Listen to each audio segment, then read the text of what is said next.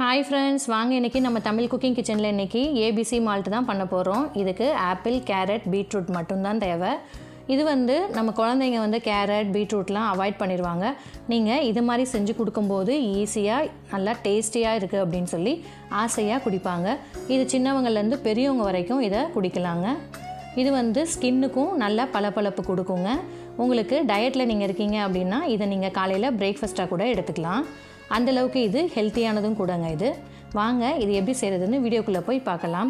வீடியோக்குள்ளே போகிறதுக்கு முன்னாடி தமிழ் குக்கிங் கிச்சனை சப்ஸ்கிரைப் பண்ண மறந்துடாதீங்க. கூடவே இருக்க பெல் பட்டனையும் கிளிக் பண்ணுங்கள்.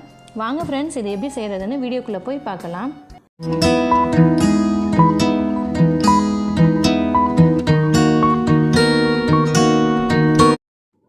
இப்போ இது செய்கிறதுக்காக தேவையான பொருட்கள் என்னென்னா, ஆப்பிள் 1/2 கிலோ எடுத்துக்கோங்க, பீட்ரூட் 1/2 கிலோ எடுத்துக்கோங்க, கேரட் 1/2 கிலோ எடுத்துக்கோங்க. இது கூடவே பாதாம் பருப்பு கைப்பிடி அளவுக்கு எடுத்துக்கோங்க. இது கூடவே முந்திரி பருப்பு நல்லா ஒரு கைப்பிடி அளவுக்கு எடுத்துக்கோங்க. ஒரு 5-6 ஏலக்காயை எடுத்துக்கோங்க. அவ்வளோதாங்க. இது கூட நாட்டு சர்க்கரை சேர்த்து நம்ம ஏபிசி மால்ட் ரெடி பண்ண போகிறோம். வாங்க இது எப்படி செய்கிறதுன்னு வீடியோக்குள்ளே போய் பார்க்கலாம். ஃபஸ்ட்டு நம்ம முந்திரி, பாதாம், ஏலக்காயை நல்லா வறுத்து எடுத்துக்குவோம். இப்போ ஒரு கடாய் எடுத்துக்கோங்க. நெய் எதுவும் விட வேணாம், வெறும் கடாயிலேயே நம்ம இதை வறுத்து எடுத்துக்கலாம். இப்போ நம்ம எடுத்து வச்சுருந்த ஒரு கைப்பிடி அளவுக்குள்ள பாதாம் பருப்பு எடுத்துக்கோங்க. ஒரு கைப்பிடி அளவுக்குள்ள முந்திரி பருப்பும் எடுத்துக்கோங்க. ஒரு 5-6 ஏலக்காயை எடுத்துக்கோங்க. இப்போ இதை மீடியம் ஃப்ளேமில் வச்சுட்டு லைட்டாக வறுத்துக்கோங்க. உங்களுக்கு பார்க்கும்போதே லேசாக கோல்டன் கலர் மாறுற மாதிரி இருக்கும். அந்தளவுக்கு வந்ததுக்கப்புறம் நீங்கள் ஸ்டவ்வை ஆஃப் பண்ணிடலாம். அது வரைக்கும் இதை மீடியம் ஃப்ளேமில் வச்சுட்டு நல்லா வறுத்துக்கோங்க. இப்போ பாருங்கள், நல்லா வறுபட்டு வருது பாருங்கள். இப்போ நான் காமிக்கிறேன். லைட்டாக கலர் மாறி இருக்கு பாருங்கள். அங்கங்கே முந்திரி பருப்பு கலர் மாறி வந்திருக்கும். அந்த ஸ்டேஜில் நீங்கள் ஸ்டவ்வை ஆஃப் பண்ணிவிட்டு இதை அப்படியே ஆற வச்சுடுங்க. ஆறுனதுக்கப்புறம் நீங்கள் இதை அரைச்சி எடுக்கணும். சூடாக இருக்கும்போது அரைச்சிடாதீங்க. இதை அப்படியே ஆறுனதுக்கப்புறமா ஒரு மிக்ஸி ஜாருக்கு மாற்றிக்கலாம். இப்போ இது எந்த அளவுக்கு உங்களால் பவுட்ரு பண்ண முடியுமோ அந்த அளவுக்கு பவுட்ரு பண்ணி எடுத்துக்கோங்க. இது அதிக நேரம் நீங்கள் அரைச்சிங்கன்னா எண்ணெய் விட்டு வந்துடும். அதனால் உங்களுக்கு பார்க்கும்போதே தெரியும் நல்லா பவுடர் ஆகிடுச்சின்னு. அந்த ஸ்டேஜில் இது ஒரு பவுலுக்கு மாற்றி வச்சுக்கோங்க. இப்போ நம்ம எடுத்து வச்சுருந்த வெஜிடபிள்ஸ்லாம் தோல் சீவிட்டு கட் பண்ணி எடுத்துக்கலாம். இப்போ கேரட்டை இந்த மாதிரி தோல் சீவிட்டு நீங்கள் திருவுறதுனா இருந்தால் கூட திருவிக்கலாம். நான் இன்றைக்கி கட் பண்ணி தான் இதை சேர்த்துருக்கேன். இங்கே பாருங்கள், இந்த மாதிரி பொடுசாக கட் பண்ணி சேர்த்துருக்கேன். உங்களுக்கு அந்த கேரட் திருவுவோம்ல, அதில் கூட நீங்கள் எல்லாத்தையும் திருவி எடுத்தால் ஈஸியாக அரைப்பட்டு வரும். இப்போ நான் இந்த மாதிரி கட் பண்ணி வச்சுருக்கிறனால இது ஒவ்வொன்றையும் நான் தனித்தனியாக அரைச்சி எடுத்துக்க போகிறோம். இப்போ பாருங்கள், நான் கொஞ்சமாக எடுத்திருக்கேன்ல, இதை கொஞ்சம் அரைச்சி எடுத்துகிட்டு திருப்பி மேற்கொண்டு இன்னும் உள்ளதை அரைச்சி எடுத்துக்கோங்க. உங்களுக்கு அரைப்படலை அப்படின்னா கொஞ்சமாக தண்ணி விட்டு அரைச்சிக்கோங்க. தண்ணி ரொம்ப அதிகமாக ஊற்றிடாதீங்க, கொஞ்சமாக தண்ணி விட்டு அரைக்கணும். பாருங்கள், நல்லா நைஸாக அரைச்சி எடுத்தாச்சு. இப்போ நம்ம இதை ஒரு கடாய்க்கு மாற்றிக்கலாம். இதுக்கு நம்ம எண்ணெய் எதுவும் நெய் எதுவும் சேர்க்க தேவையில்லைங்க. இப்போ இதை ஒரு கடாய்க்கு மாற்றிட்டு ஸ்டவ்வை ஹை ஃப்ளேமில் வச்சுக்கோங்க. இப்போ நான் எடுத்திருக்க அளவு carrot 1/2 kilo, beetroot 1/2 kilo, apple 1/2 கிலோங்க.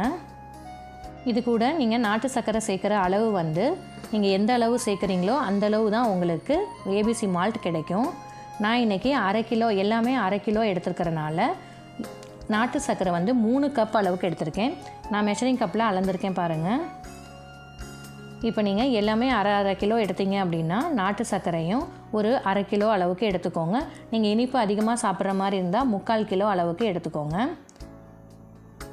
இப்போ இதை நல்லா மிக்ஸ் பண்ணி விடுங்க. இப்போ ஸ்டவ்வும் ஆனில் இருக்கிறனால உங்களுக்கு நாட்டு சர்க்கரை அப்படியே நல்லா மிக்ஸ் ஆகி நல்லா லிக்விட் பதத்துக்கு வரும் பாருங்கள்.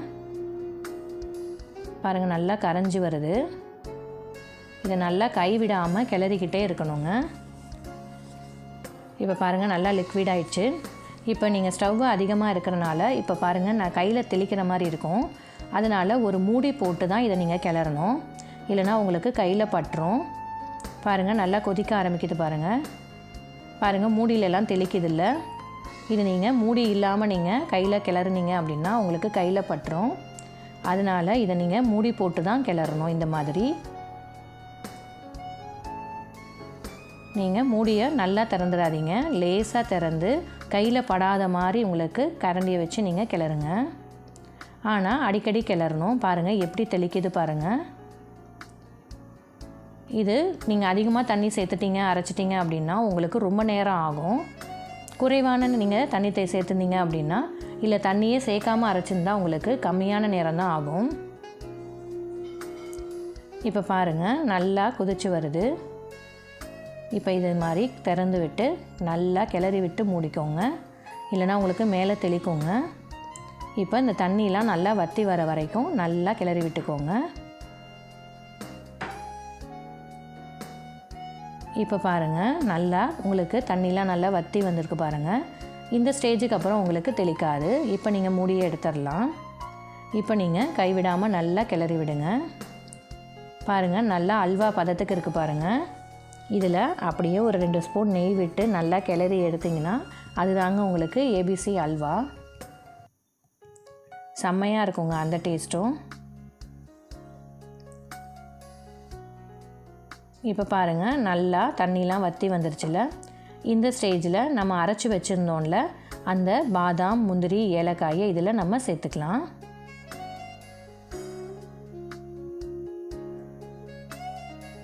இப்போ இந்த ஸ்டேஜில் இதை சேர்த்ததுக்கப்புறமா இதையும் நல்லா மிக்ஸ் பண்ணி விட்டுருங்க. அடி பிடிக்காமல் பார்த்துக்கோங்க. நான் இன்றைக்கி நான்ஸ்டிக்கில் செஞ்சனால அந்தளவுக்கு அடி பிடிக்கலை. நீங்கள் நார்மல் கடாயில் செஞ்சீங்க அப்படின்னா அடி பிடிக்காமல் கிளறி விட்டுட்டே இருங்க.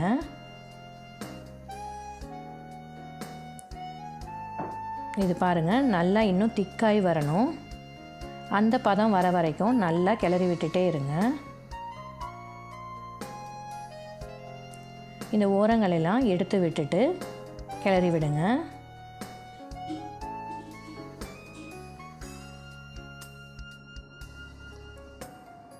இதை நல்லா கைவிடாமல் கிளறி விடுங்க.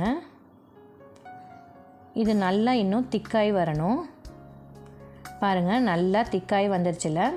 இந்த ஸ்டேஜில் நீங்கள் ஸ்டவ்வை ஆஃப் பண்ணிவிட்டு இதை நல்லா கிளறி விட்டுட்டே இருங்க. ஒரு ஃபேன் கார்டில் வச்சு ஆற வச்சுட்டு இதை நல்லா கிளறி விடுங்க.